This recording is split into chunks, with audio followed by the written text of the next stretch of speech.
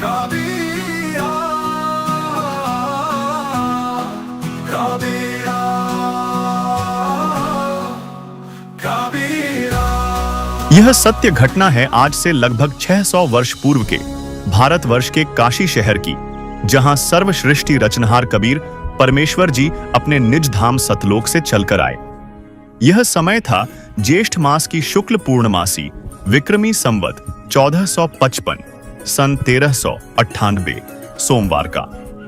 स्वामी रामानंद जी के शिष्य श्री अष्टानंद जी ध्यान मग्न होने की कोशिश कर ही रहे थे, तभी उन्होंने आकाश से एक तेज पुंज के गोले को लहरतारा तालाब पर उतरते देखा।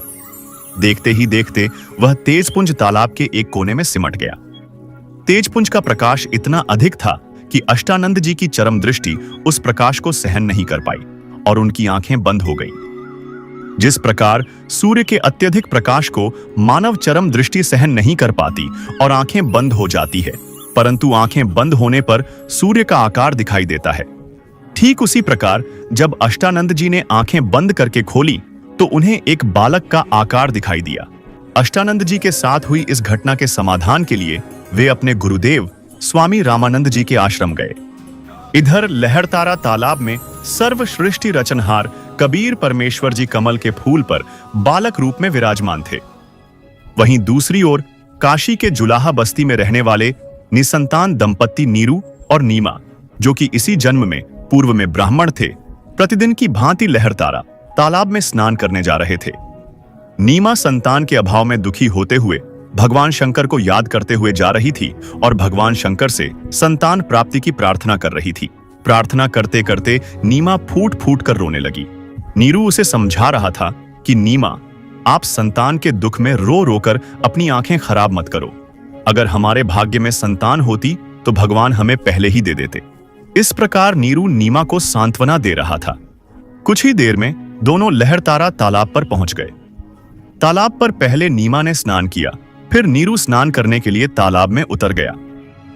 उसी समय नीमा स्नान के पश्चात कपड़ों को धुलने के लिए तालाब पर गई।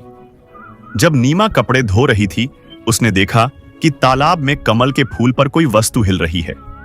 नीमा ने सोचा कि कोई सर्प तो नहीं जो अपने फन को हिला रहा है। ध्यान से देखने पर उसे पता चला कि यह तो कोई बालक है।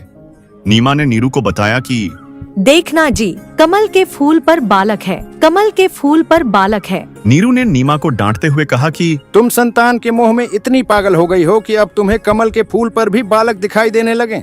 जब नीमा ने पुनः कसक के साथ कमल के फूल पर बालक होने की बात कही, तब नीरू ने देखा तो सच में उसने कमल के फूल पर बालक कबीर जी को देखा। नीरू ने फूल समेत बालक को उठाया और नीमा को दे दिया। नीमा कबीर परमेश्वर जी को गोद में लेकर अत्यंत प्रसन्न हुई। नीरू स्नान करने के बाद जब तालाब से बाहर आया तो उसने नीमा को बालक को वहीं छोड़ने को कहा। नीरू ने समझाया कि नगर के लोग उन पर शक करेंगे कि किसका बच्चा चुरा लाए और नगर से भी निकाल देंगे। परंतु नीमा ने नीरू की एक न सुनी। उस दिन पहली बार नीरू ने नीमा को धमकाने के लिए थप्पड़ मारने के लिए हाथ उठाया तो बालक रूपधारी कबीर परमेश्वर ने कहा कि हे नीरू, आप मुझे घर ले चलो, मैं आपके लिए ही आया हूँ, कोई तुमसे कुछ नहीं कहेगा। एक बालक के मुख से ये वचन सुनकर नीरू घबरा गया कि बच्चा कोई देव या सिद्ध या प्रेत है, कहीं ऐसा न हो कि यह मुझे शाप दे दे। इस डर से नीरू कुछ नहीं बोला और आगे आगे चल पड़ा। इस प्रकार नीरू और नीमा परमात्मा कबीर जी को घर ले आए। उसके पश्चात सारा काशी शहर कबीर परमात्मा जी को देखने के लिए उमड़ पड़ा। सारे नगर के महिला व पुरुष कबीर परमात्मा को देखने के लिए नीरू और नीमा के घर आए। इस प्रकार कबीर परमात्मा की परवरिश की लीला नीरू और नीमा के घर हुई। 10 वर्ष की आयु से ही परमात्मा कबीर जी ने ज्ञान में एक से एक विद्वानों के छक्के छुड़ा दिए। कबीर परमात्मा जी ने 120 वर्ष तक इस धरा पर रहकर अपने तत्व ज्ञान का प्रचार किया, जिसमें परमात्मा ने अपनी अनेकों आत्माओं को शरण में लिया तथा उन्हें विभिन्न लाभ प्रदान किए। कबीरा कबीरा कबीरा।